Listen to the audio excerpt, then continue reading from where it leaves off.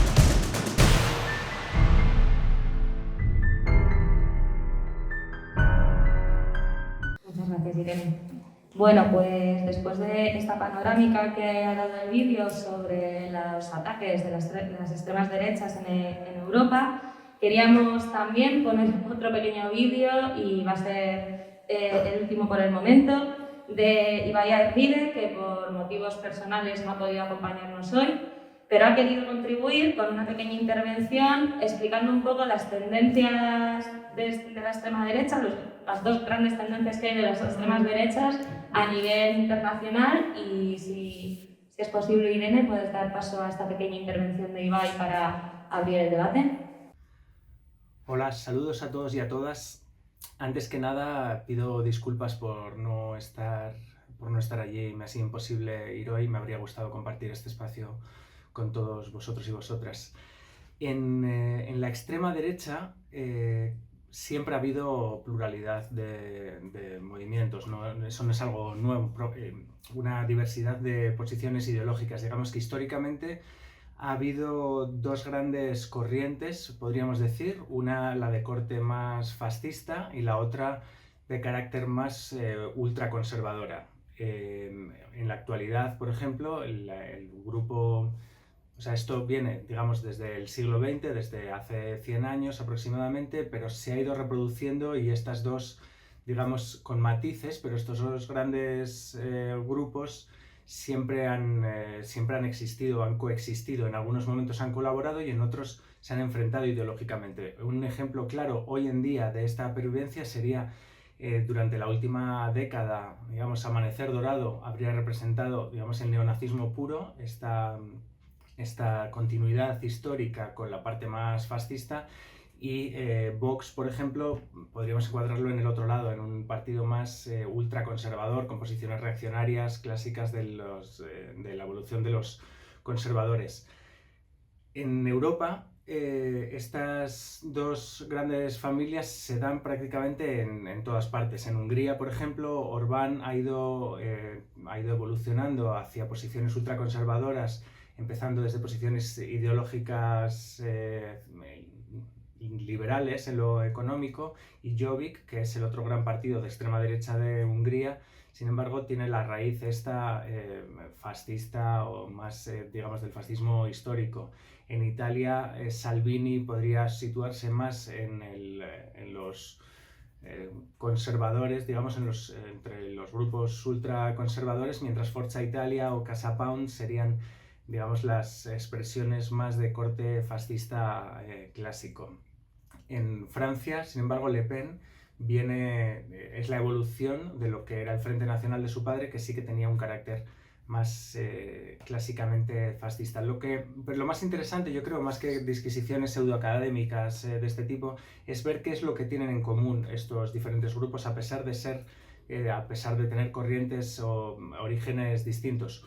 Uno es claramente su agenda antifeminista y anti-LGTBI. Esto no implica que en ocasiones algunos de estos grupos no utilicen o no traten de instrumentalizar tanto la cuestión LGTB como la cuestión feminista, sobre todo con una utilización con tintes islamófobos. Normalmente tratan de instrumentalizar los derechos de las mujeres y de la población LGTBI para estigmatizar a la inmigración y en general a la población musulmana, atribuyéndoles, digamos, un carácter machista o LGTB-fóbico exclusivo, como si no fuese el conjunto de la sociedad el que es LGTB-fóbico y patriarcal.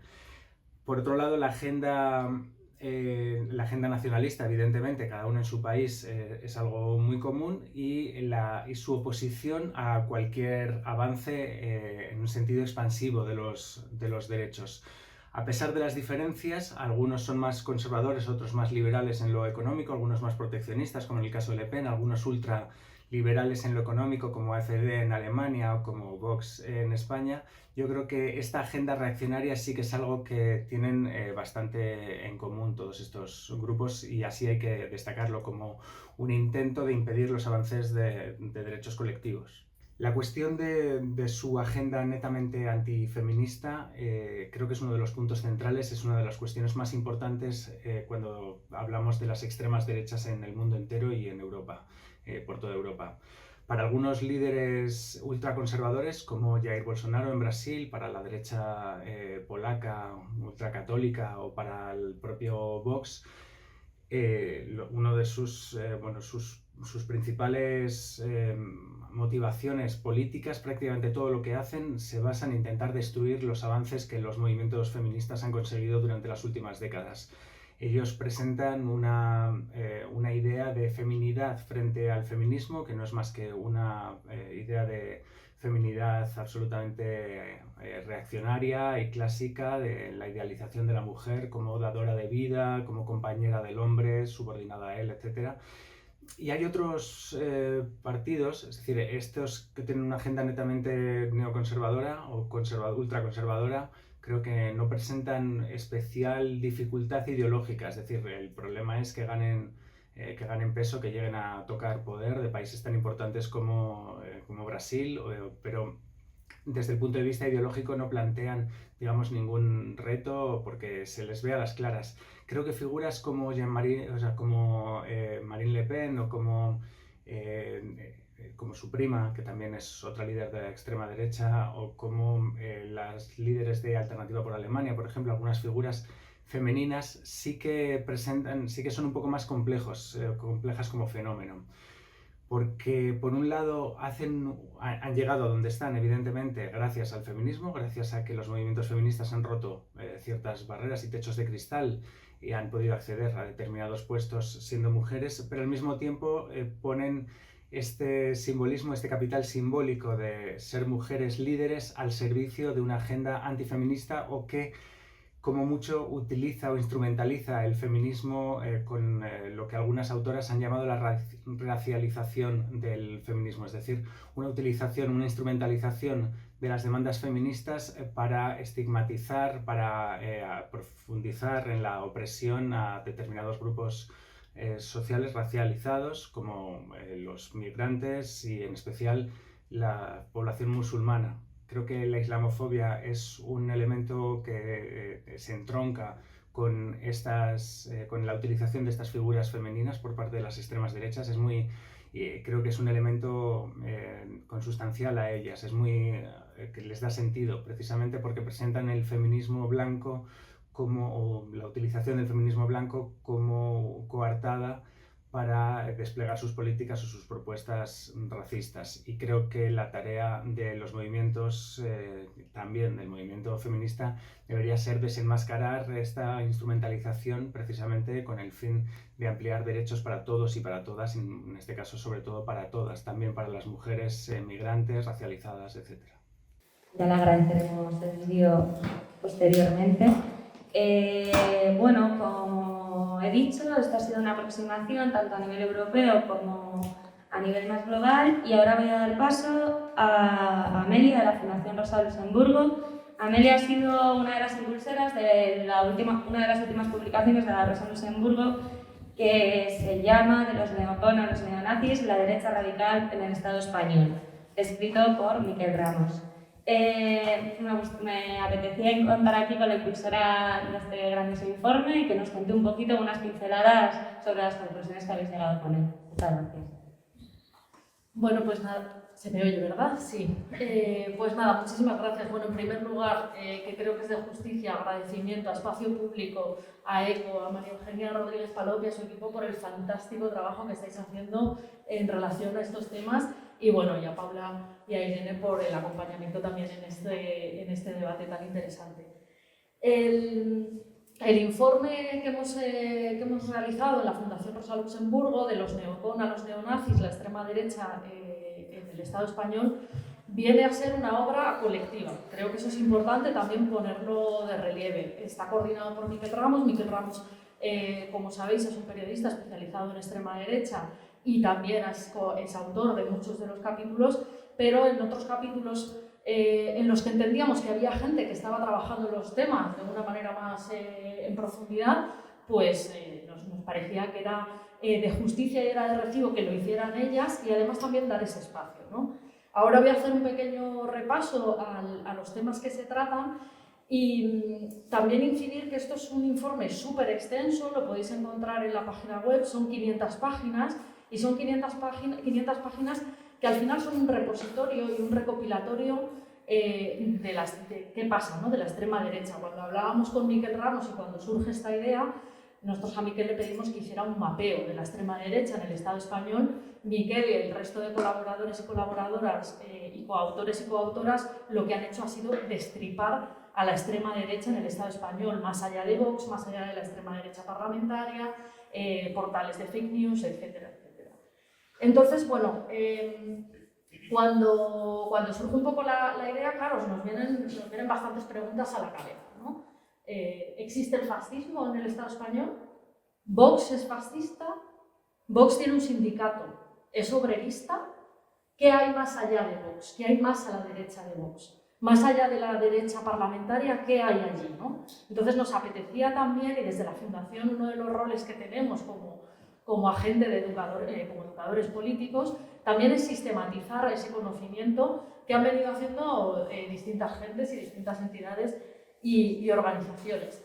Y por eso, bueno, pues en el informe podéis encontrar pues un poco de todo. Digo que Miquel y las colaboradoras y las coautoras lo que han hecho ha sido destriparlo. Desde primero poner un poco en contexto, ¿no? Y enmarcar de qué va este informe, un poco contexto histórico, evidentemente un capítulo extensísimo a la irrupción de Vox, qué significa eso, sus tentáculos en relaciones internacionales, sus fundaciones, sus relaciones con los neonazis, cómo se financia Vox, la extrema derecha extraparlamentaria, es decir, partidos de extrema derecha. Bueno, sabemos que extrema derecha siempre ha habido, ¿no? Esa presencia ausente, ¿no? Pero también partidos de extrema derecha han existido desde hace mucho tiempo y bueno, pues se hace también ese mapeo. Movimientos y organizaciones.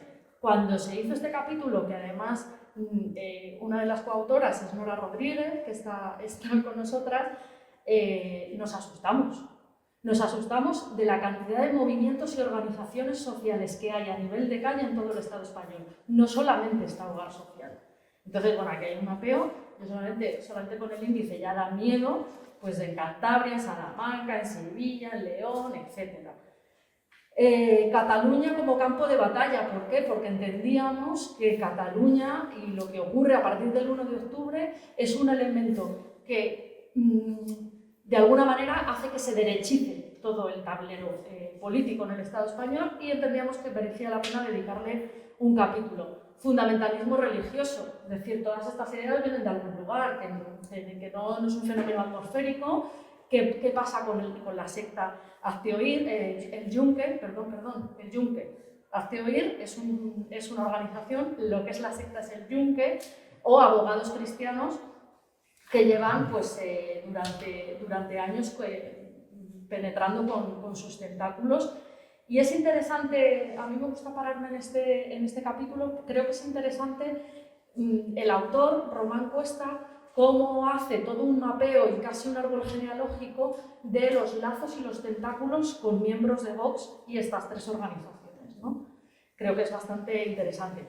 Tema medios de comunicación, la extrema derecha durante la pandemia, fake news, la batalla cultural, que nosotras siempre decimos, bueno, la batalla cultural y la guerra cultural sí está muy bien, pero ¿qué significa eso? Al final es una guerra por lo material y es una batalla por lo material y nosotras reivindicamos eso, ¿no? Hay un capítulo específico, evidentemente, de las guerras de género, que lo escribe Nuria Labao. Y bueno, al final, conclusiones, no sacamos muchas conclusiones. Lo que hacemos es, insisto, ese mapeo y ese destripe en distintos campos y en distintos ámbitos, y lo que sí que hemos observado es que además también desde fuera, desde el resto de Europa, desde otros países, sí que hemos observado esa agenda común desde las distintas extremas derechas, esa agenda común misógina contra los derechos de las mujeres en sus dos vertientes, que digamos a brocha gorda sería la versión ultraconservadora y de relegar a la mujer al rol tradicional, versus aquella extrema derecha que lo que trata es de instrumentalizar nuestros derechos, pero en realidad esconden su agenda islamófoba, punitivista, etc. Entonces, para mí esa sería una de las conclusiones que sí que me gustaría destacar, cómo tanto las guerras de género como el racismo son los dos elementos que aglutinan y que comparten agenda común las extremas derechas en Europa. Muchas gracias, Amelia. Pues después de estas pinceladas, María Eugenia Rodríguez Palop, casi no necesita presentación, ha hecho la ponencia inicial del debate que se abrió en espacio público sobre antifeminismos y extremas derechas. Y quería preguntarle sobre, bueno, y es titular de Derecho, de Filosofía de Derecho de la Carlos III y eurodiputada de Podemos, disculpame.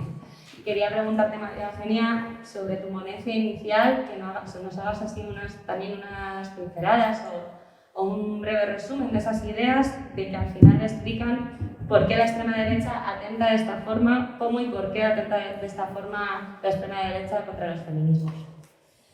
Bueno, pues muchas gracias, Paula, por la presentación, por la coordinación del debate, por haber organizado este acto que te has pegado una buena currada, ¿eh? Y ya sabemos lo que significa esto en términos de trabajo y que no hay que invisibilizarlo. También a Irene, que le ha acompañado, como ella misma ha dicho, en el camino, ¿no? Y a Espacio Público, por supuesto, que es quien ha dado el paraguas, ¿no? Para que esto pues pueda ver la luz, ¿no? A los autores, redactores del informe, ¿no? A Pedro, María y Samara, y a todos los revisores, algunos de los cuales pues, están por aquí, ¿no?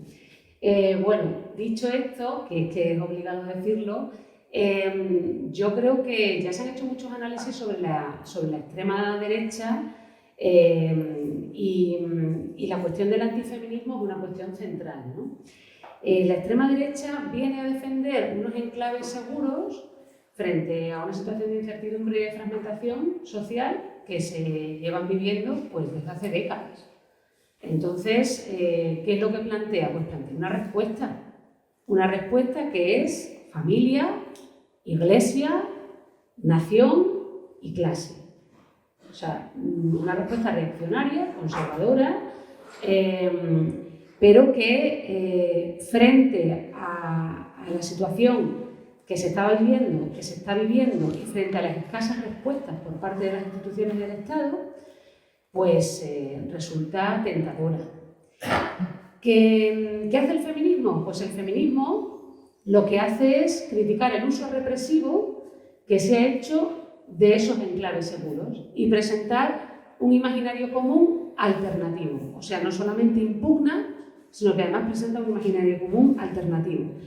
Alternativo a los vínculos alienantes que supone la familia, la nación, la propiedad privada y la iglesia, y alternativos también a los vínculos alienantes que presenta la salida al mercado, la mercantilización de la vida que supone o que presenta o que plantea algún feminismo, como el que se ha mal llamado feminismo liberal, y que también muchas veces la propia extrema derecha, después hablaremos algo de eso, asume, porque la extrema derecha usa de forma instrumental determinadas tesis feministas, que son aquellas que se identifican fundamentalmente con la emancipación y la mercantilización. O sea, la mercantilización es lo que emancipa a las mujeres, que básicamente es la tesis del feminismo clásico.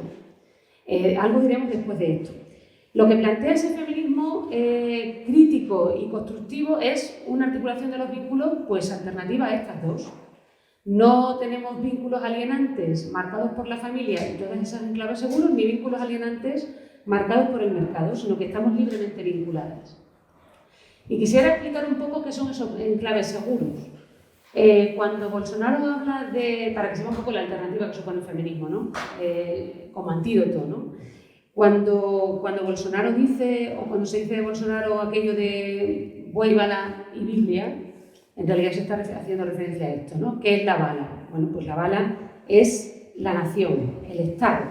Pero ¿qué concepción tiene la extrema derecha de la nación y el Estado? El Estado no tiene en la extrema derecha un papel social, sino que está ahí para garantizar el orden natural. Básicamente, el Estado está para resolver conflictos, por eso el Estado es eminentemente policial. ¿Qué les interesa del Estado? La policía, el ejército, las fronteras y los jueces. No les interesa, por supuesto, el Estado social, porque el amparo social, la política social, la seguridad en términos sociales no te la da el Estado, te la da la familia y te la da la Iglesia.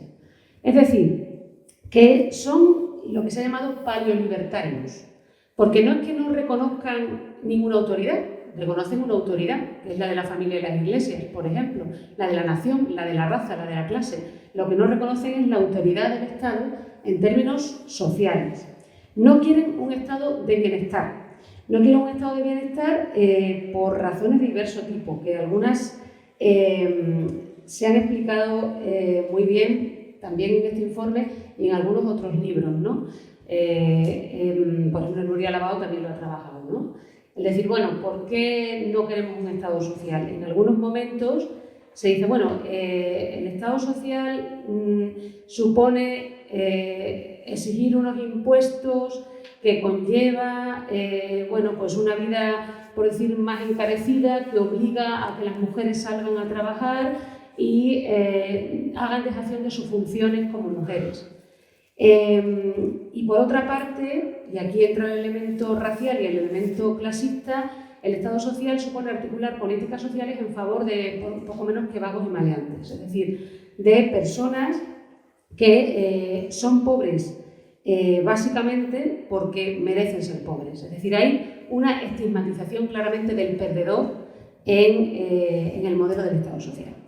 ¿El feminismo qué hace? Decir no al Estado policial, al militarismo, al colonialismo, al racismo institucional, decir no a la comunidad nacional en términos reaccionarios, en términos de nación excluyente, cerrada y sólida, es decir no al patriotismo de bandera entendido como una religión civil, y plantear otro tipo de comunidad basada fundamentalmente en bienes relacionales.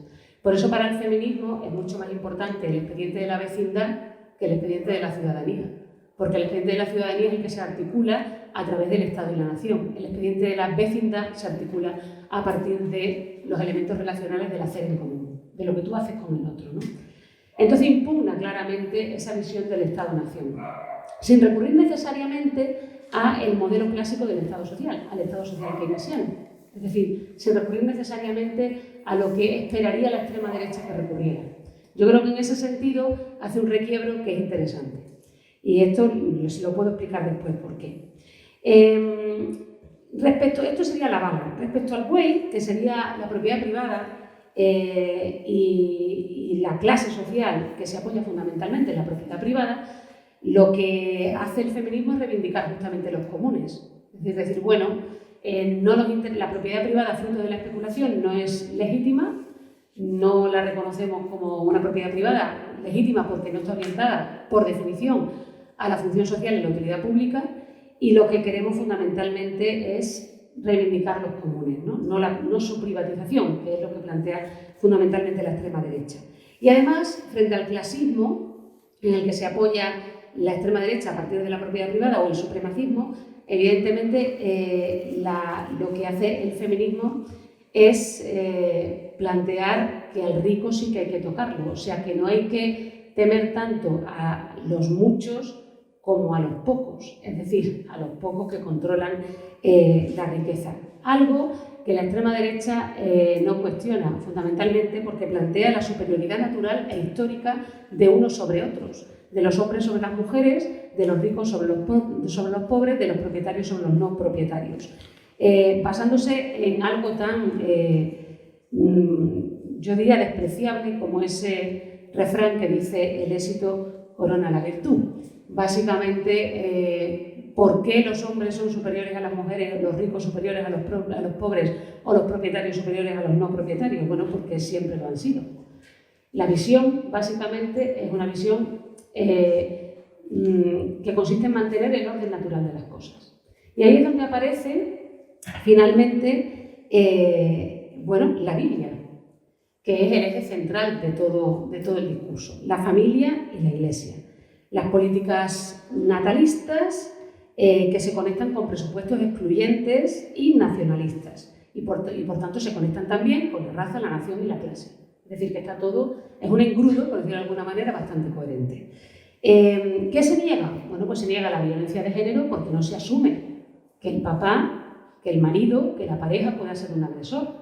Pero no se niega la violencia contra las mujeres, porque de hecho la extrema derecha defiende a las mujeres, a sus mujeres, frente a los agresores foráneos o extranjeros. De hecho, uno de los elementos también muy trabajado es precisamente, ya lo ha dicho también Amelia, ¿no?, la islamofobia, ¿no? Porque las personas árabes étnicamente o culturalmente islámicas son por definición agresores y las mujeres islámicas son por definición víctimas a las que la extrema derecha, igual que algunos feminismos por cierto, quieren ¿no? liberar de esa opresión. De manera que no se niega la violencia contra las mujeres, se niega sobre todo la violencia de la pareja o la expareja contra su mujer, la violencia al interior de la familia, no la violencia contra las mujeres en términos generales, ¿no? Por otra parte, ¿qué es lo que también se ataca? Pues los derechos sexuales y reproductivos, básicamente el aborto legal y seguro, porque pone en cuestión la familia patriarcal, heteronormativa y finalmente pues el matrimonio igualitario, ¿no? Voy terminando. Es decir, la familia se entiende básicamente como un orden natural que garantiza un espacio de realización para las mujeres. Las mujeres se realizan siendo madres y esposas, en ese espacio y en ese orden natural.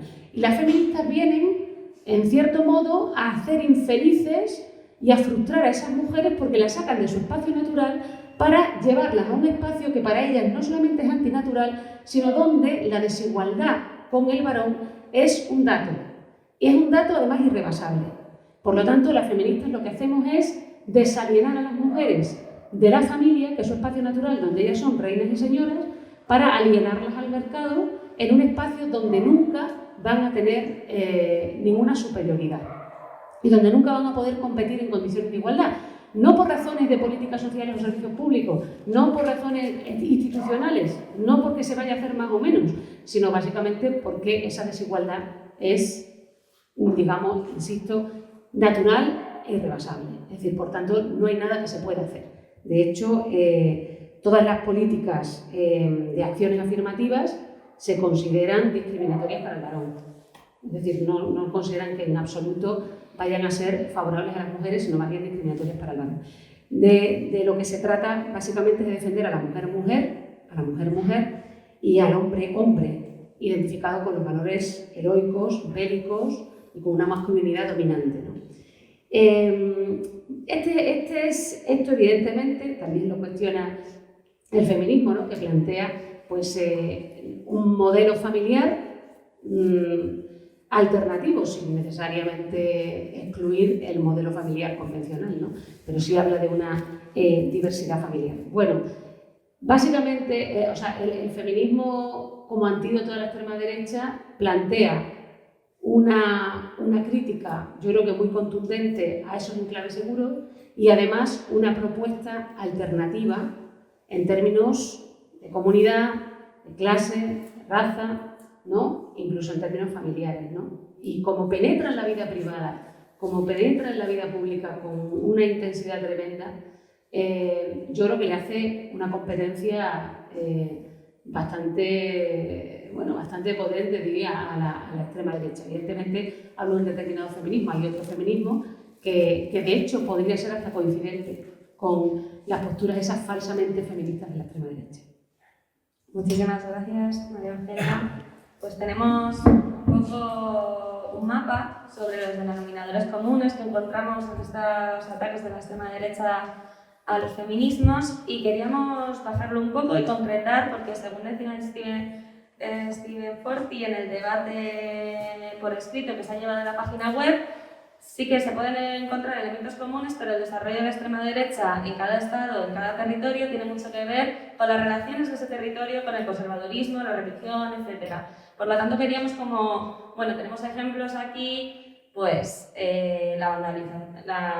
los murales vandalizados, Smith separándose de la foto de la pancarta por el caso de las niñas de Tenerife, una serie de cuestiones sobre el relato y la simbología que queríamos desentrañar un poco y concretarlo en nuestro territorio, así que Amelia, si te apetece contarnos un poquito. Vale, muchas gracias, Paula.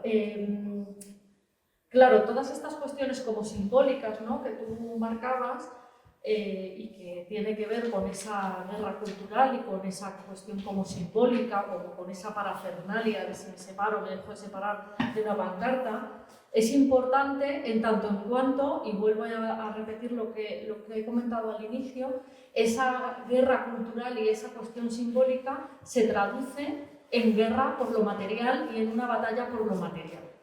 Es decir, a nosotras nos importa y nos interesa la guerra cultural y ganar el relato, porque con ese relato lo que hacemos es empujar, por ejemplo, a que haya unas políticas públicas que nos defienden a las mujeres o que no nos defienden, que ponen recursos contra la violencia machista o no los pone.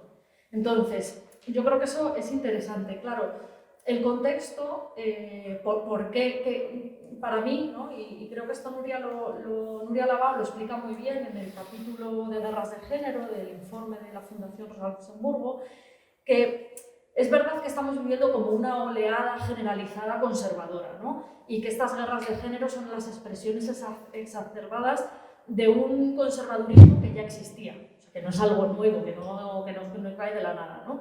Y que al final lo que vienen es a intentar agitar los consensos del 68, que hubo, así un poco, no, a brocha gorda, porque no me quiero pasar del tiempo tampoco.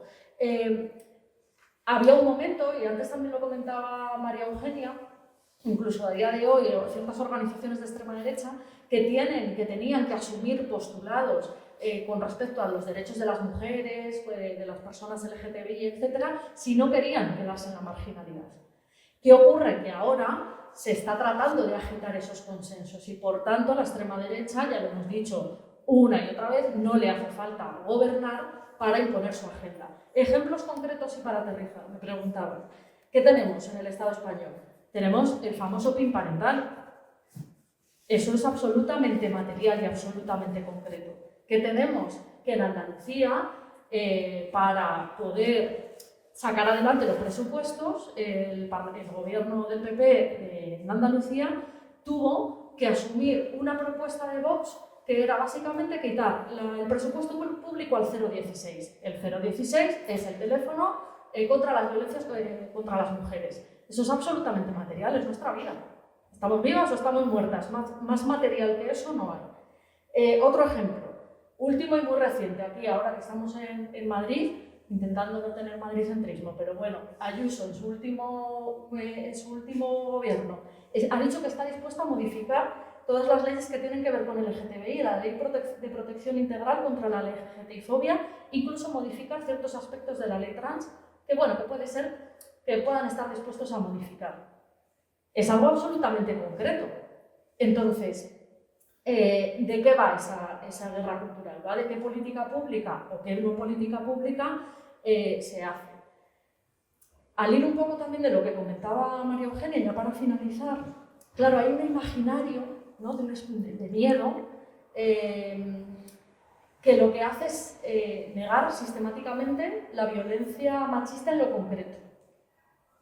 No la violencia contra las mujeres blancas de las manadas de árabes que vienen aquí a violarnos, eso no lo niegan, ¿no? Está como esa contradicción entre negar sistemáticamente la violencia machista, pero por otro lado sí que parece ser que vienen aquí muchos árabes a violarnos a todas en manada, ¿no? Tienen como esa contradicción, pero la salvan sin ningún tipo de problema, por otro lado, ¿no? Pero creo que es importante señalarlo. Entonces, también nosotras entendemos que todo este tipo de política que plantean, desde lo simbólico, pero que, insisto, se traduce en política pública concreta y material, al final es necropolítica, ¿no? Y es lo que planteábamos también un poco en el debate escrito, la necropolítica, que es la política basada en la idea de que unas vidas merecen la pena y tienen un valor y otras vidas no lo tienen. Invisibilizar la violencia machista es necropolítica. Señalar a niños como agresores, violadores y bueno, pues, el mal del cebú personificado también es necropolítica porque se les está usurpando de derechos fundamentales a esos niños. Entonces, en lo concreto y en lo material hay ejemplos a día de hoy. Pero bueno, no quiero ser ceniza, pero luego ya acabaremos como con un poquito más de esperanza. Sí, luego vamos para arriba. Yo te quería preguntar, María Eugenia, que has hecho referencia en tu intervención bastante a este tema en concreto y que en la ponencia tienes un desarrollo bastante interesante sobre el uso del feminismo liberal por parte de la extrema derecha, ese uso estratégico que hacen. A ver si nos puedes desarrollar un poquito.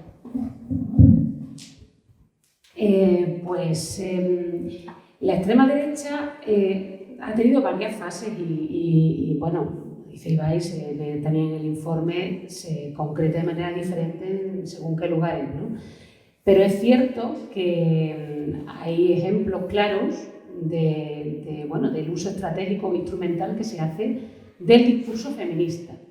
El caso, por ejemplo, de Alternativa por Alemania, ¿no? de la Alice Weidel, ¿no? que es lesbiana, Marine Le Pen, que habla, pues, en efecto, de salvar a las mujeres islámicas de los agresores, de sus agresores, ¿no?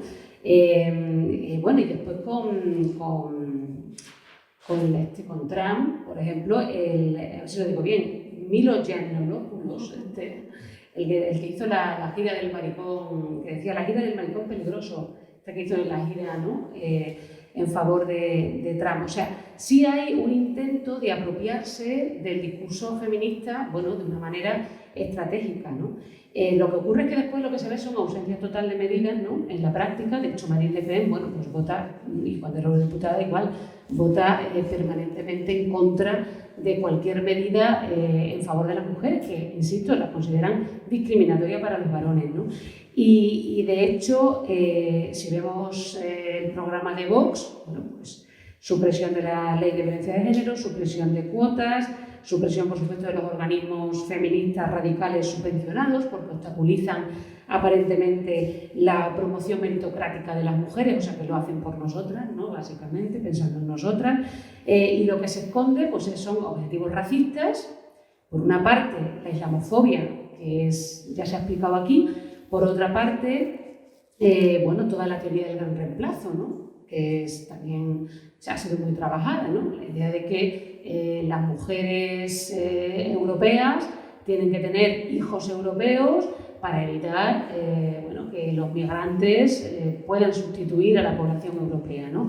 Y además hace muy poco hubo un tuit de Vox que se ha comentado mucho, en concreto, pues señalando esto, ¿no? Van todas bastante a una. Es decir, hay objetivos claramente racistas por una parte, y por otra parte el uso que se hace de los derechos de las mujeres es también funcional a la economía neoliberal, porque de hecho lo que se pretende es someter a las mujeres pues a un espacio en el que trabajen, tanto en tareas domésticas como de cuidado, pues de forma gratuita, ¿no? Sin costes para el capital. O sea que todo esto es útil a según qué articulación económica, ¿no? Y si esas mujeres además son migrantes o son las que hemos logrado emancipar de la opresión islámica, pues tanto mejor, ¿no? De manera que el problema, el uso es claro, ¿no? El problema es cuando hay coincidencias entre ese discurso, como decía, y cierto feminismo, que yo creo que nosotras, no hemos alimentado, y de hecho no es el feminismo en el que nosotras militamos, al menos digo nosotras, pero veo aquí Bea, veo a Lauchi, veo a Lourdes, en fin, me parece que estamos en otra cosa, ¿no? Ana, o lo que sea, ¿no? El feminismo que plantea, pues, que visibiliza permanentemente los cuidados, que plantea una división tajante entre el mundo de lo público y lo privado, que plantea una división tajante entre la autonomía y la dependencia, donde la autonomía siempre pasa por el ingreso dinerario, donde la ciudadanía solo se adquiere a través de un empleo especialmente bien pagado, el que llamaba Nancy Fraser, este feminismo para mujeres ricas con voluntad de liderar, ¿no? Que constituye pues, el 1%, obsesionadas con las cuotas, con los techos de cristal, o que lo que plantea es una dominación en igualdad de oportunidades, ¿no? Y que se apoya pues, en una falsa meritocracia. Pero, para empezar, porque todas las meritocracias son falsas, es decir, que no hay ninguna que sea buena. La construcción de los méritos y las capacidades pues, es una construcción social atravesada por elementos patriarcales, ¿no? De raza, de clase, de todo, ¿no? ¿Quién decide quién tiene mérito o capacidad para acceder a según qué lugar, ¿no? Todas las meritocracias son falsas, especialmente algunas. Yo no soy para nada favorable a las teorías meritocráticas, ¿no? Y finalmente un feminismo que plantea en realidad con total tranquilidad la privatización de los comunes. O sea, que considera que es compatible ser feminista y ser neoliberal y apoyar la extensión urbe et orbe del capital, ¿no? Claro, el feminismo que nosotros planteamos, que combate por igual tanto a la extrema derecha como a ese feminismo liberal, pues es un feminismo que rompe completamente con esa dicotomía entre lo público y lo privado. Si ya se habla de violencia de género, de derechos sexuales y reproductivos como derechos humanos, ¿no? Porque ahora, en la última resolución del Parlamento que ha habido en favor de un aborto legal y seguro, pues lo que se plantea básicamente es que el aborto es una especie de servicio. No, el aborto no es un servicio, ¿no? Ni la educación es un servicio. O sea, el aborto es un derecho, no un servicio, ¿no? Entonces, en el momento en el que tú ya empiezas a hablar en otros términos, ya esa dicotomía se rompe. Y cuando planteamos la interdependencia, ya sabida y explicadísima, ¿no? Lo que planteamos precisamente pues, es la conexión que hay entre el mundo productivo y el mundo reproductivo, la reconceptualización de lo que es el concepto de trabajo y, por lo tanto, cómo se tiene que debilitar también esa diferencia tan abismal que existe entre lo que es autónomo y lo que es dependiente, ¿no? En fin, cuando hablamos de la ecodependencia, pues ponemos en el centro los comunes y, por lo tanto, no estamos pensando en su privatización, sino precisamente en una gestión colectiva o comunitaria. Entonces, o pública, ¿no? Que es diferente en cada caso, ¿no? De últimas públicas, ¿no? Pero yo creo que el espacio de lo colectivo y lo comunitario se tiene que garantizar, ¿no? Entonces, bueno, claro, a mí me parece interesante que mantengamos este feminismo más relacional, porque es el único que puede dar respuesta a la extrema derecha. Este otro feminismo en realidad es muy asimilable por la extrema derecha. Aunque sea en términos instrumentales o estratégicos, Marine Le Pen puede ser una feminista liberal. O sea, y después le podemos criticar porque, bueno, porque lo está utilizando para ganar elecciones o porque no estamos de acuerdo con ellas en esto y lo otro, pero cuidado porque también hay un feminismo que habla, bueno, pues de las mujeres islámicas en estos términos, que es lo que a ella se le ha señalado, bueno, muy a menudo, ¿no? No digo que no se pueda discutir la cuestión del uso del velo o la cuestión de las mujeres islámicas o todo esto, se puede perfectamente discutir. Hablo un poco de esta visión paternalista, ¿no? O incluso perfeccionista, desde el punto de vista del perfeccionismo moral, que practican, pues, que practica cierto feminismo. Por eso es importante, yo creo que delimitar bien, ¿no? en qué tipo de activismo feminista está cada uno, ¿no? Muchísimas gracias. Pues me está pareciendo muy interesante vuestras aportaciones porque creo que nos están dando una foto muy interesante sobre cómo se recoloca, bueno, cómo se coloca la extrema derecha tanto a nivel internacional, europeo, en nuestro territorio. Y bueno, para terminar, ya que hemos analizado y bueno, construido esa gente que es el feminismo, que se erige como un contrapoder fuerte, masivo, a la vez que radical, contra la extrema derecha, y no solo contra la extrema derecha, sino también contra el orden económico establecido. En el debate que hemos tenido en espacio público había aportaciones desde diferentes puntos de vista, incluso agendas, porque se hablaba desde el punto de vista ecofeminista, desde el punto de vista de construir feminismo en los barrios, desde el punto de vista de la lucha LGTBI. Entonces os quería preguntar ahora a las dos, que ya empezaba un poco María Eugenia, sobre qué tipo de feminismos queremos construir y cómo se confronta, ¿no? Cómo se elige ese sujeto de lucha. Pues esto mismo, ¿cuál es la hoja de ruta? Sé que es una pregunta complicada, pero para intentar terminar un poco más arriba y con algunas ideas queremos empezar a debatir en espacios como este. Amelia. Bueno, a mí me gustaría dar unas pinceladas, o sea, me parecería muy pretencioso por mi parte dar una hoja de ruta, pero bueno, yo doy mi opinión y unas pequeñas pinceladas. ¿Qué feminismo, bajo mi punto de vista, insisto, que reivindique lo material, que cuestione las políticas neoliberales? El conflicto capital-vida ha existido, existe y existirá, y creo que tenemos que incidir precisamente en eso, ¿no? Y ahí me gustaría mencionar brevemente una cuestión sobre economía feminista. Además, bueno, pues aprovecho y vengo a hablar de mi libro, pues vengo a hablar de otro libro de la Fundación Rosa Luxemburgo que se llama Juntas y Revueltas, que también es una obra colectiva de Amaya Pérez Orozco junto con compañeras brasileñas y que precisamente trata de profundizar todo lo que tiene que ver con economía feminista. Y me gustaría señalar un par de cosas de esta publicación. Una es un concepto que me ha gustado mucho, que se llama nuclearización de las relaciones. Es decir, el sistema neoliberal lo que hace es impulsar la fragmentación, el rompimiento de los lazos sociales, el individualismo a través del aislamiento, entre otras cosas y de distintas maneras, pero una de ellas la organización del trabajo. Y esto hace que haya una dificultad para encontrar respuestas colectivas a problemas colectivos, ¿no?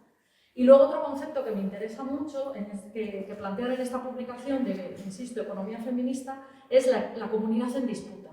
Es decir, ¿qué comunidad queremos construir desde el feminismo?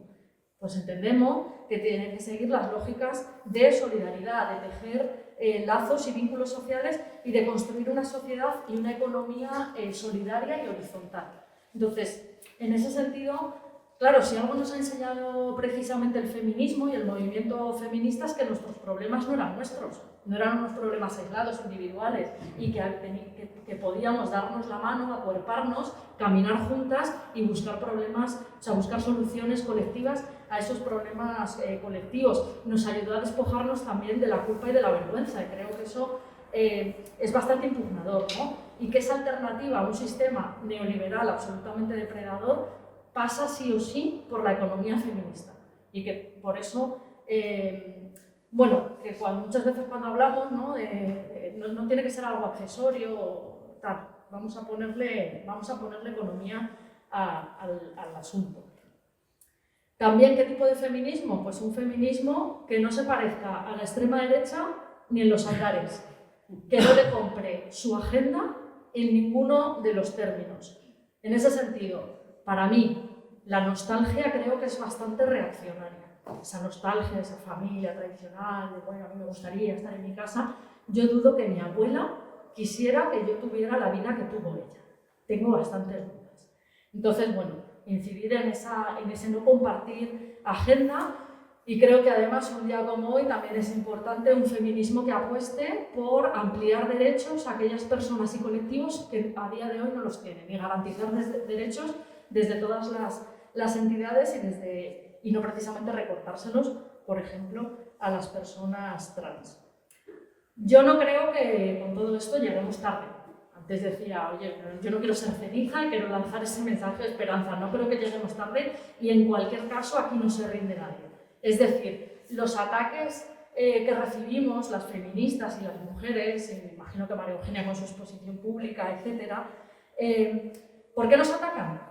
Atacan el proyecto político, ideológico que defendemos, y como no hay argumentos políticos, tratan de hacerlo con un ataque personal, que además es como no, tratando de menoscabar nuestra autoestima, etc. Pero en realidad están atacando un proyecto político ideológico que se defiende, que es absolutamente transformador, que agita las bases del neoliberalismo, que ataca y que vamos a acabar con los privilegios patriarcales, y que en ese sentido, insisto, que yo creo que desde el feminismo hablábamos, creo que en otra ocasión, que es la vacuna y el antídoto contra la extrema derecha, y desde luego el bastión también, ¿no? Para el muro de contención contra la extrema derecha, contra el neoliberalismo y contra el patriarcado. Muchas gracias, Amelia.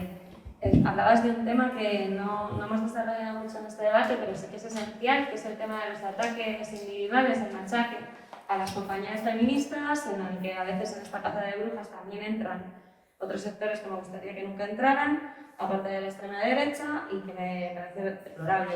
Pero sí que daría para un debate perfectamente el machaque y derribo, cómo se utilizan los bulos, las noticias falsas, bueno, lo de Paulina Valenciano, todo. O sea, creo que sería muy interesante. Y bueno, para terminar, quería, María Eugenia, también que nos desarrollaras un poco lo que ha dicho Amelia, que bueno, pues, si el feminismo es la vacuna, ¿qué elementos tiene esa vacuna y desde dónde sacamos esa vacuna? ¿Cómo crees que se está articulando el feminismo más institucional, por así decirlo, con el feminismo, el movimiento feminista a lo mejor que está en la calle, y qué feminismo toca?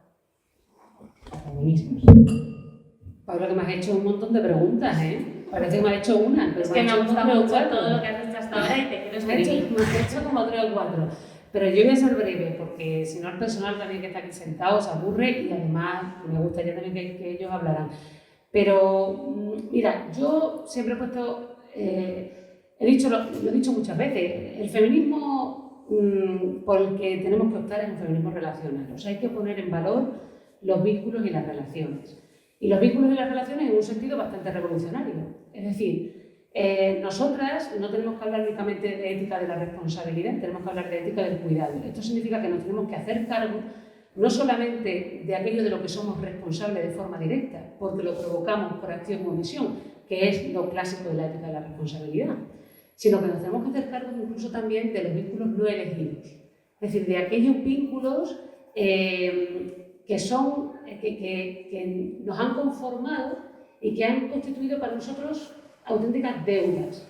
Deudas de afecto, deudas, ¿no? Las plusvalías afectivas que tenemos todos, ¿no? Todos hemos recibido más cariño y más afecto de entrada del que somos capaces de devolver, de entrada. Después a lo mejor lo conseguimos devolver, pero de momento tenemos un montón de plusvalías afectivas, ¿no?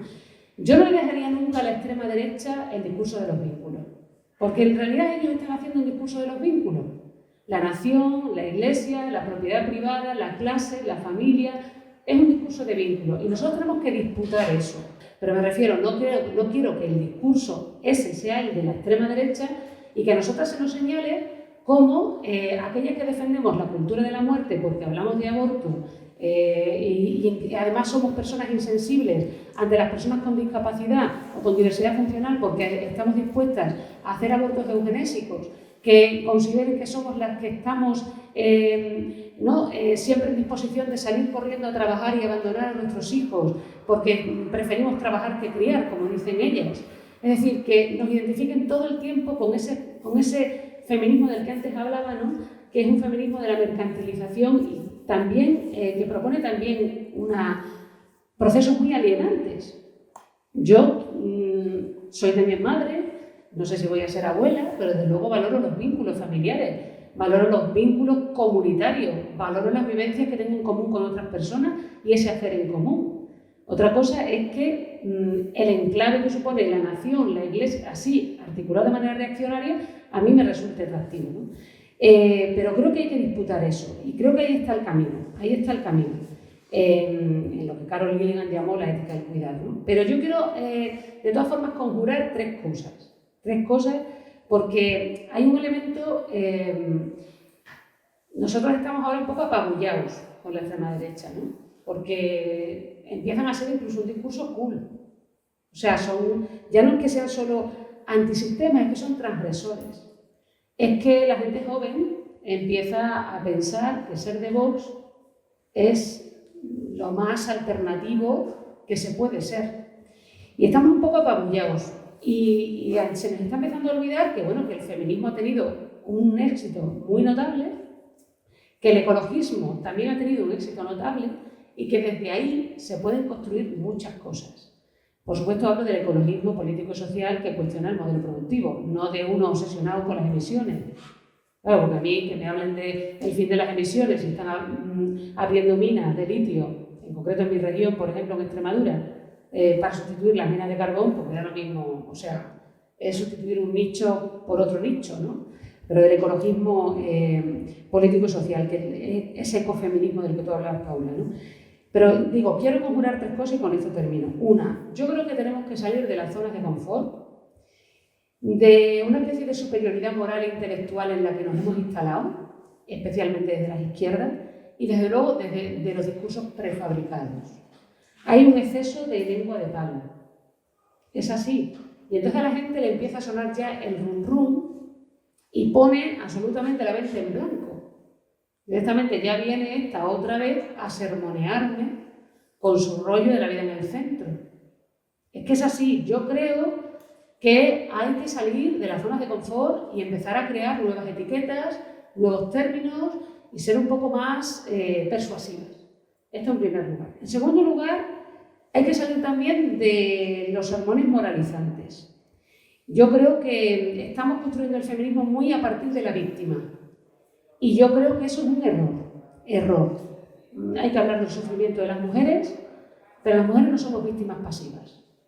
Somos personas con una gran creatividad y además muy constructivas y muy capaces de ser transgresoras, antisistema y revolucionarias. Y por lo tanto tenemos agencia. Y en tercer lugar, imaginar un futuro. Esto es importante, se lo leía a Stefanoni, ¿no? Y me parecía muy interesante. Decía en algún momento, ¿por qué el capitalismo sueña y la izquierda ha dejado de soñar? Que parece que construimos futuros que son completamente distópicos, en lugar de futuros mejores y emancipados. Yo diría que saquemos al feminismo del victimismo en primer lugar. En segundo lugar, que saquemos al ecologismo del colapso, porque hay alternativas. ¿Estamos colapsando? Sí, estamos colapsando hace mucho, pero también estamos pensando alternativas.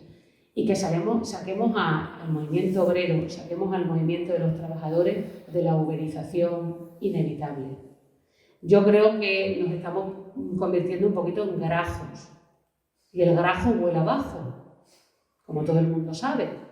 Entonces, si nosotros somos pesimistas, cuando la izquierda ha sido siempre optimista antropológica, porque gracias al optimismo antropológico ha construido un mundo muchísimo mejor que los que, como Locke y otros en la Ilustración, se apoyaban en una idea de la naturaleza humana completamente negativa.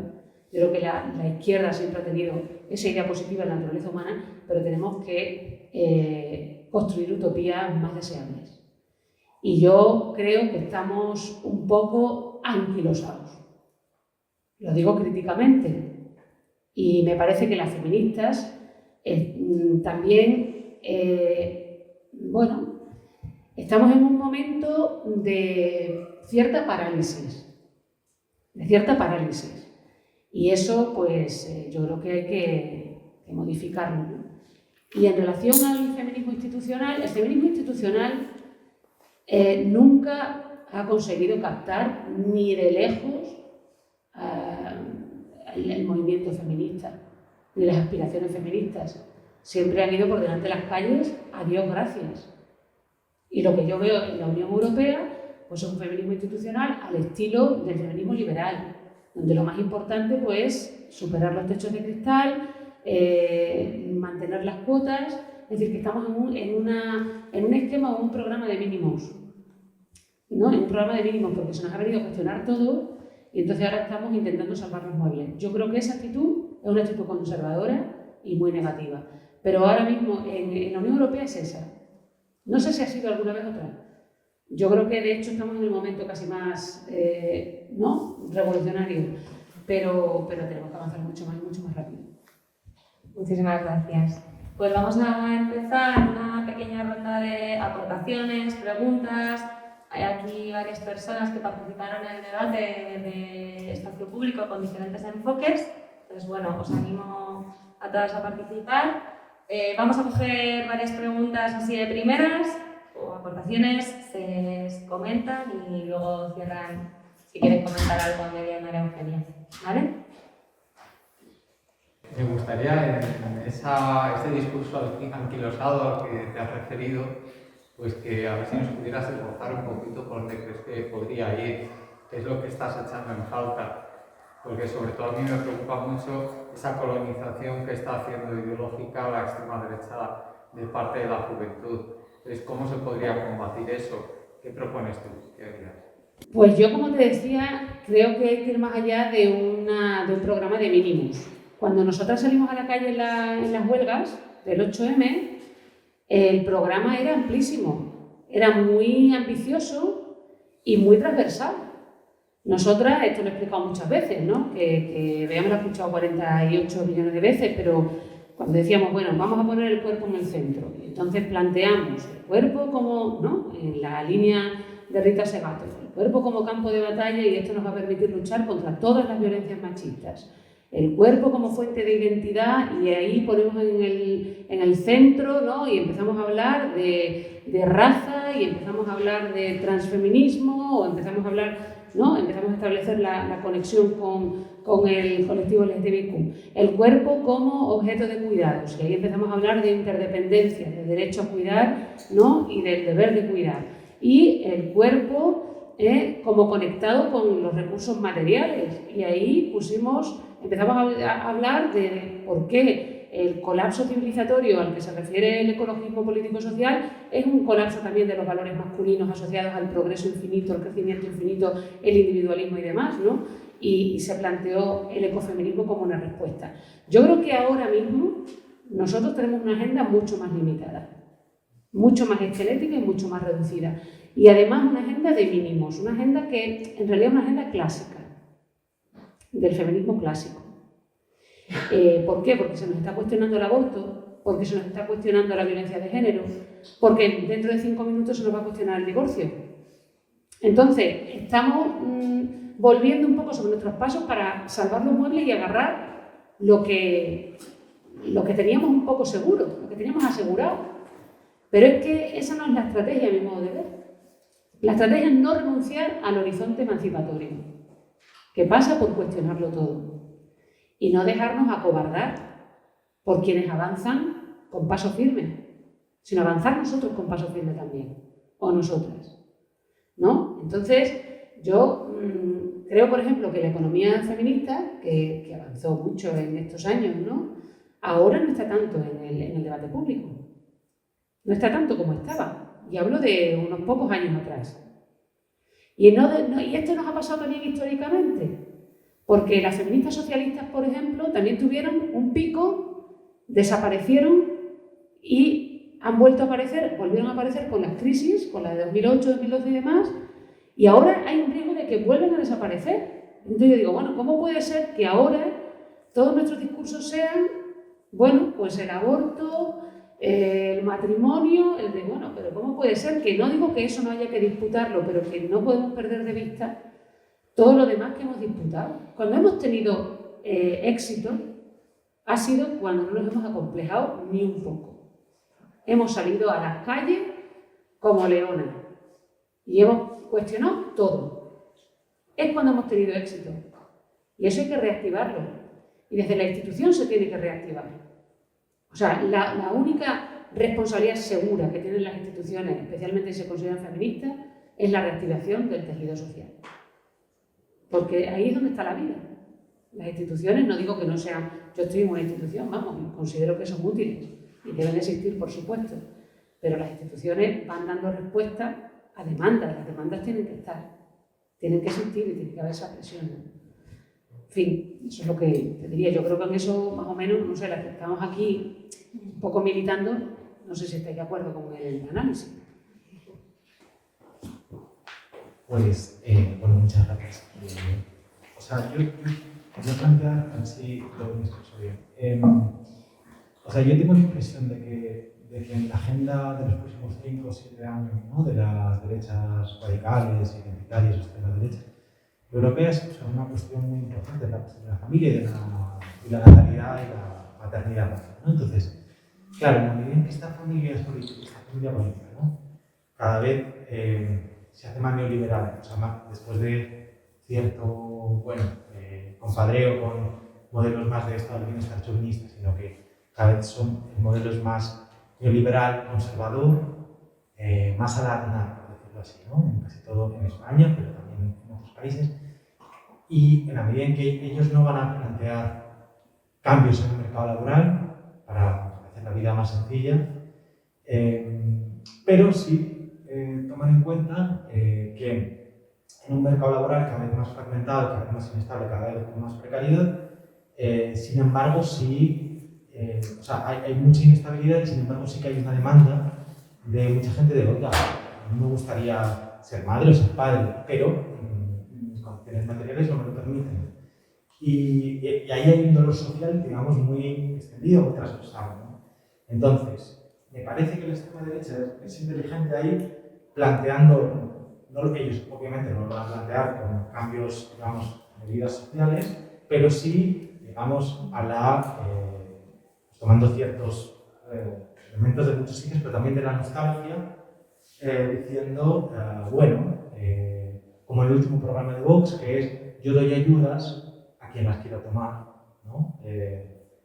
Para que se quede en casa, o sea, ayudas ellos lo ponían, no me acuerdo cómo era el término, pero bueno, para que cualquiera de los progenitores se quedara en casa durante un tiempo, ¿no? Todos sabemos que si no dices nada más, la que se queda la mujer, ¿no?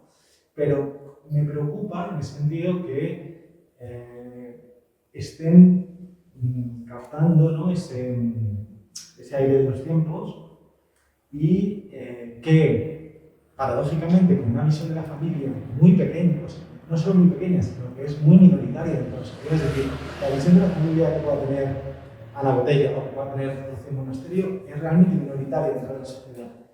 Pero tengo la impresión de que si se la dejamos completamente diciendo, no, ya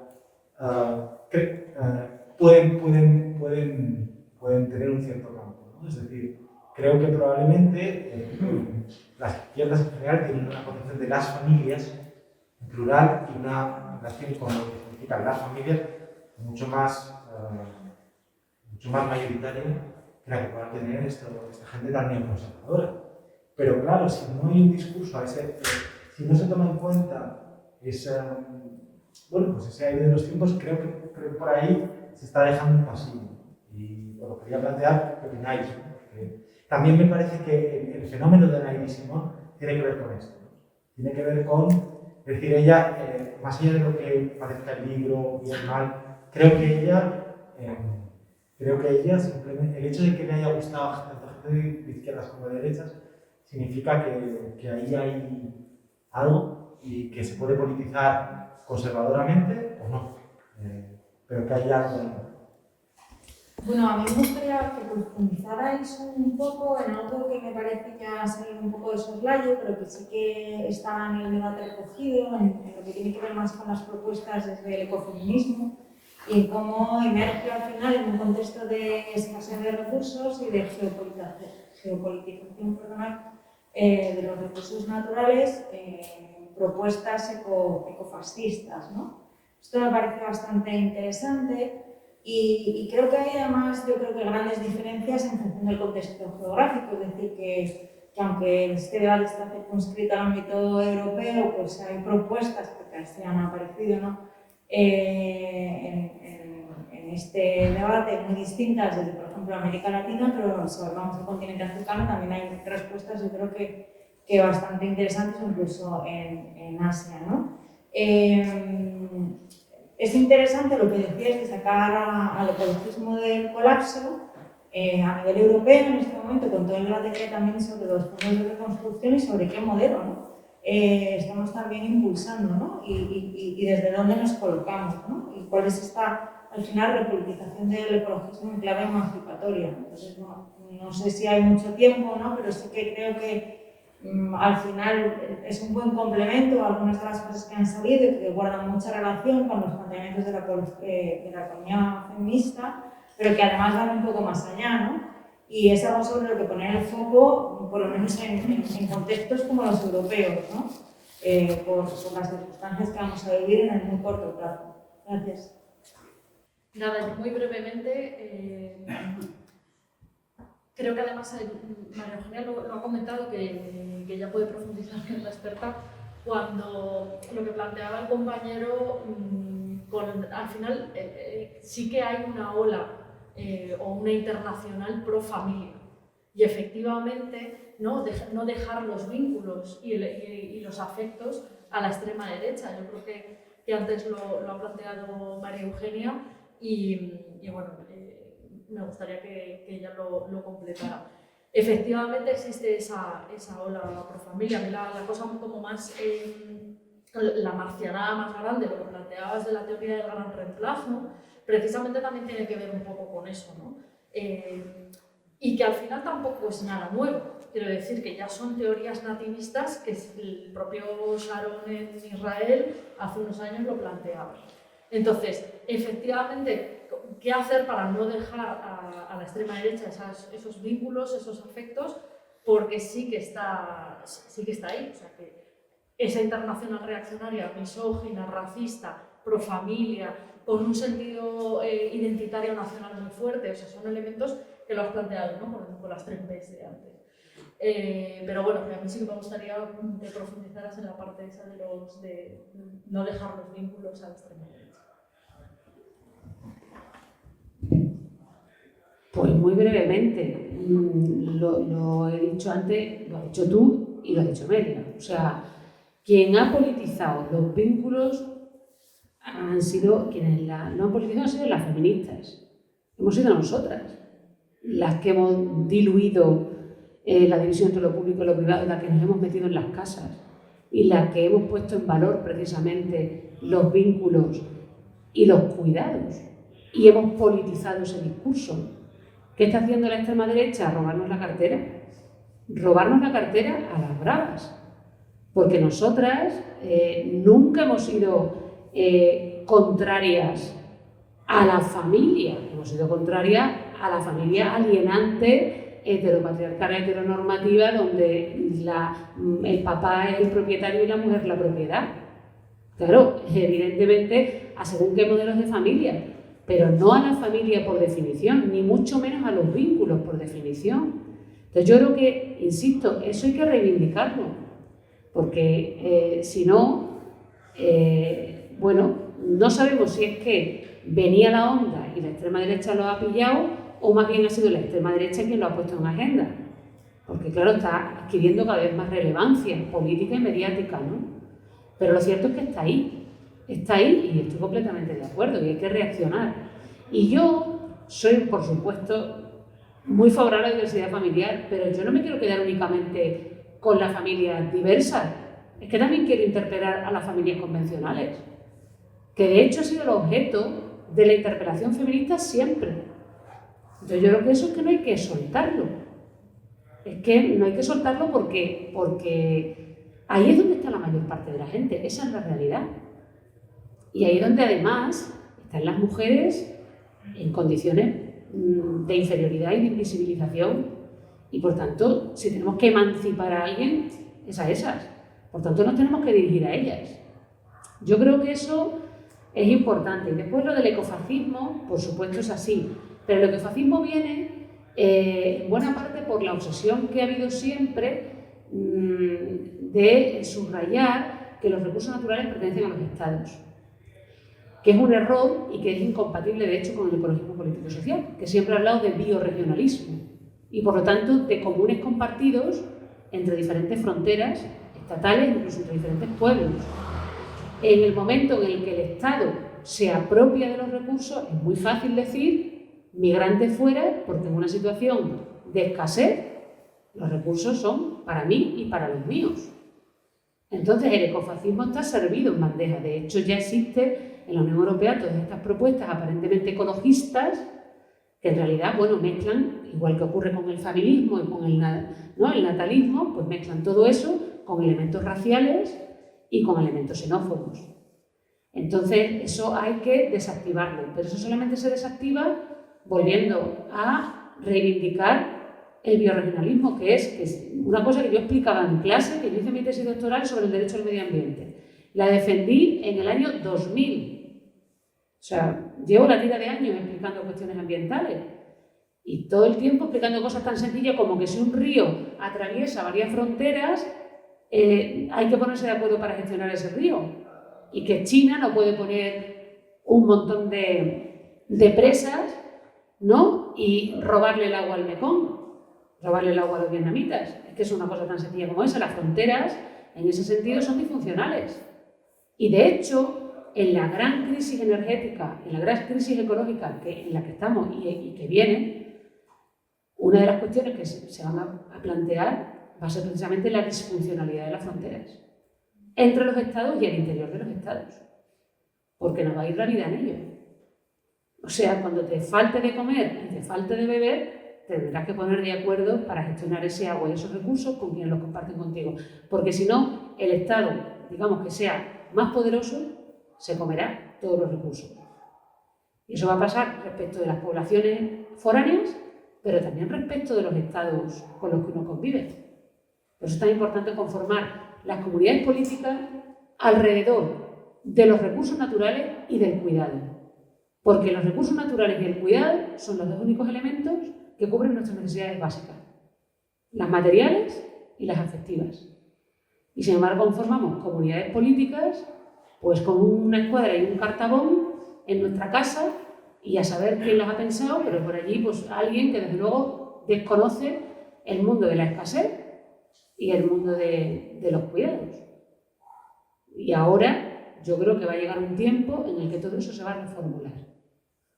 Se va a reformular, porque si no, vamos a acabar en fórmulas ecofascistas, claro.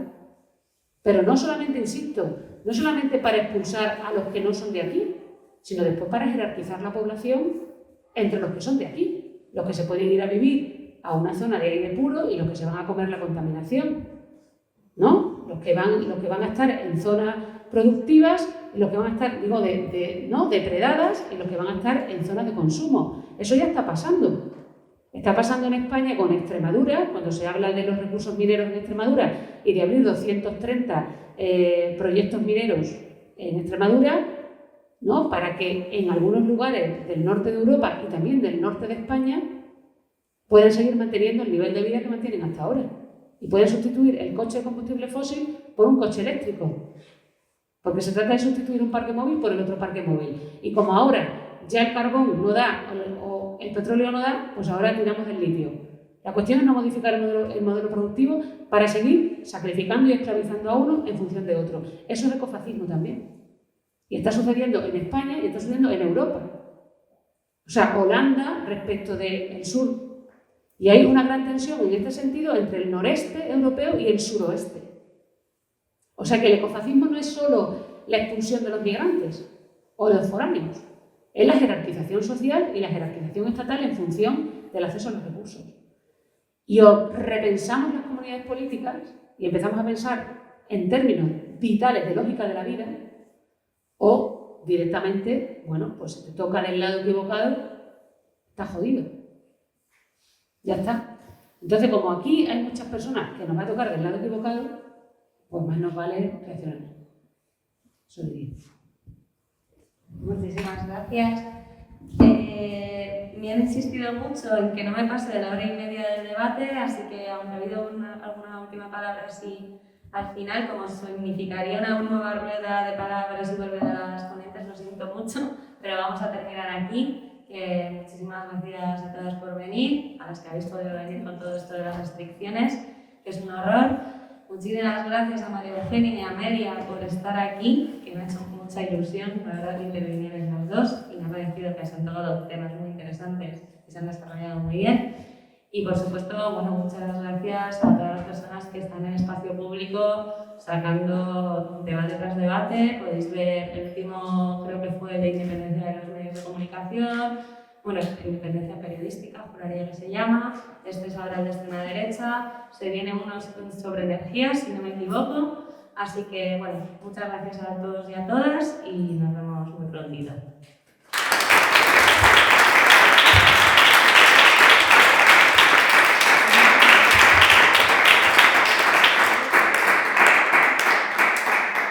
Nuestros niños deben poder oler el ano del vecino para saber de qué ano se trata.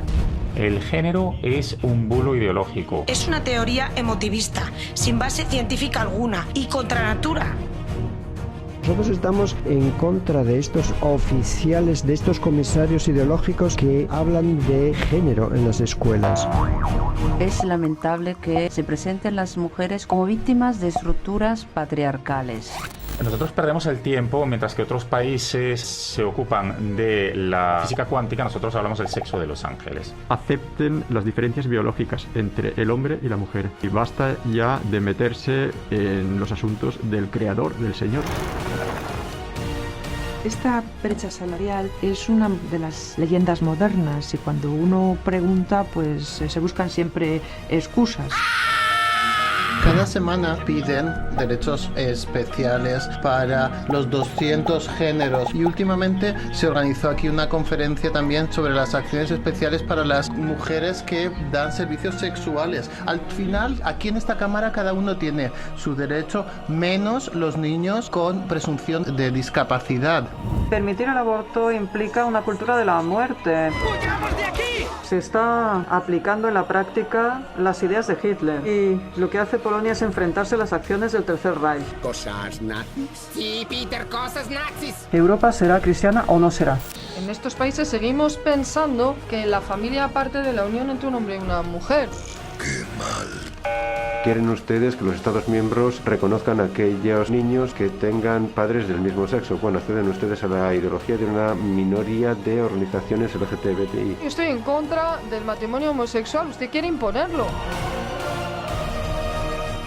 Estamos hablando aquí de la cultura de millones de inmigrantes que actúan de manera homófoba. Para mentir hace falta uno que mienta y otro que escuche. No apoyamos las actividades que promuevan cosas tan cercanas a la pedofilia. Pues resulta que cuando estaba yo afeitándome pensé, ¿y por qué no me afeito las piernas? Y resulta que me paso al otro género. Es la izquierda radical que quiere desencadenar una revolución. Es bolchevismo.